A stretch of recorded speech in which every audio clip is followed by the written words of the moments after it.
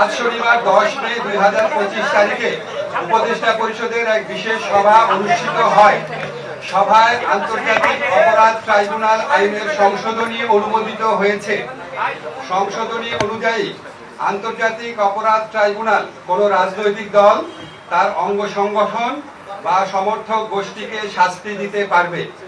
উপদেষ্টা পরিষদের বৈঠকে আন্তর্জাতিক অপরাধ ট্রাইব্যুনালে বাংলাদেশের আওয়ামী লীগ ও তার নেতাদের বিচার কার্য সম্পন্ন না হওয়া পর্যন্ত দেশের নিরাপত্তা ও সার্বভৌমত্ব রক্ষা, জুলাই আন্দোলনের নেতাকর্মীদের নিরাপত্তা এবং আন্তর্জাতিক অপরাধ ট্রাইব্যুনালের বাদী ও সাক্ষীদের সুরক্ষার জন্য সন্ত্রাস বিরোধী আইনের অধীনে সাইবার স্পেস সহ আওয়ামী লীগের যাবতীয় কার্যক্রম নিষিদ্ধ করার সিদ্ধান্ত গ্রহণ করা হয়েছে।